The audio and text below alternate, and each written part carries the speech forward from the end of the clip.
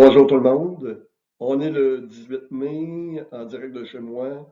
Un peu relax, mais ça me fait plaisir de vous présenter ma deuxième capsule vidéo. Pour les rencontres, on sait que pour plusieurs semaines encore, semaines, on va être confiné à la maison.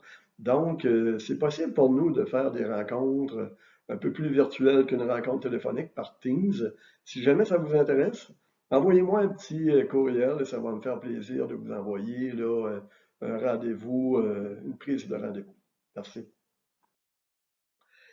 On commence tout d'abord par un petit disclaimer qui dit que les opinions, endossements et recommandations exprimées dans cette vidéo ne reflètent pas nécessairement ceux de la financière Banque nationale. L'ordre du jour, une brève revue économique, les changements apportés à vos portefeuilles et nos perspectives. Tout d'abord, au niveau des rendements au 30 avril, on voit que les marchés, OK, que ce soit au Canada, les marchés émergents ou les pays de la zone euro, on parle d'un rendement moyen d'environ moins 16 à moins 17%. Pour les États-Unis, le Standard & Poor's 500 au 30 avril était en recul de 9,3%.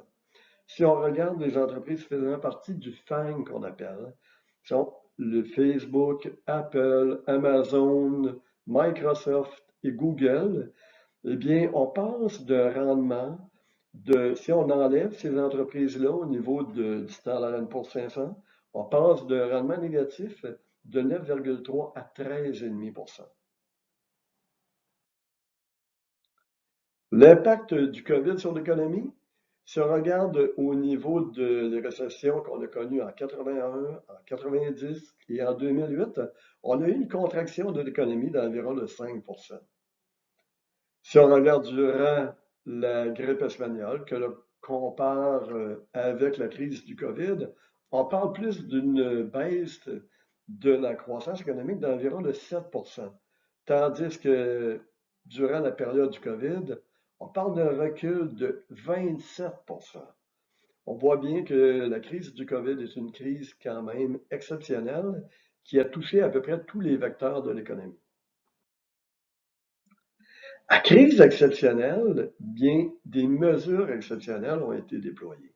La Réserve fédérale américaine, qui comptait un bilan au niveau de sa dette d'environ de 20%, eh bien, avec les mesures enregistrées jusqu'à présent, va passer son bilan à 31,2%. Et on s'attend que le bilan de la Fed atteigne 50%. Si on regarde au Canada, bien, on voit que le fédéral, on avait quand même un bilan qui était enviable comparativement à d'autres pays, et puis aux alentours de 6% de la dette au niveau de notre PIB. Avec les mesures enregistrées, on parle d'environ de 17%, et le bilan devrait augmenter, aller jusqu'à 25%. Si on compare à certains pays d'Europe, eh bien, la dette peut atteindre jusqu'à 100% du PIB.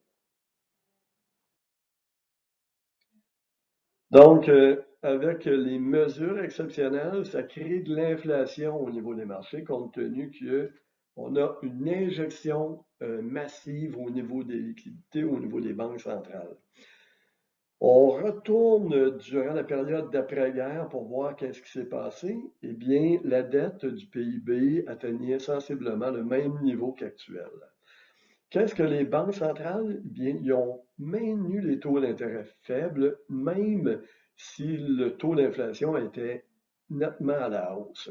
On s'attend qu'au Canada et aux États-Unis, pour les prochains mois, les prochains trimestres, que les banques centrales maintiennent les taux d'intérêt plus faibles que le niveau d'inflation. Les changements que nous avons faits à l'intérieur des portefeuilles, eh bien, on a vendu la partie d'obligations mondiales avec un gestionnaire qui était de Invesco, compte tenu de l'augmentation de l'endettement au niveau des pays. Deuxièmement, on a augmenté des obligations de longue durée au Canada. Ça peut sembler étrange d'un environnement de taux d'intérêt très faible, mais compte tenu, en mars, on appelle ça une dislocation. les taux d'intérêt étaient en forte baisse et les obligations de longue durée aussi. Donc, ça nous a permis d'acheter cet indice-là à un prix quand même très intéressant. On a augmenté des mandats qu'on avait à l'intérieur des portefeuilles qui nous avaient très bien servi en mars, dont un mandat avec la Banque Royale, l'autre avec Monuvie et un autre avec la Banque nationale au niveau des obligations de corporation. On a réduit la position d'un mandat avec la Banque nationale, qui était un portefeuille d'actions de croissance, pour augmenter un mandat qu'on avait déjà avec Fidélité, qui, on croit, va bien nous servir pour la reprise. Par la suite, tout dernièrement, on a fait l'achat d'un billet avec la Banque de Montréal.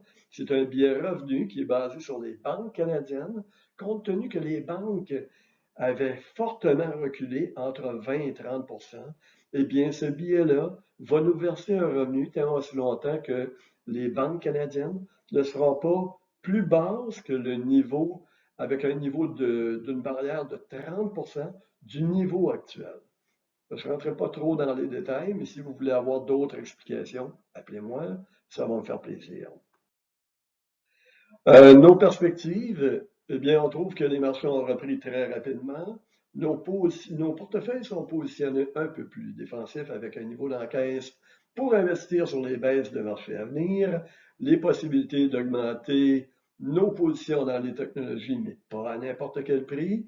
On regarde aussi la possibilité de réduire nos obligations de longue durée au profit d'obligations de haut rendement.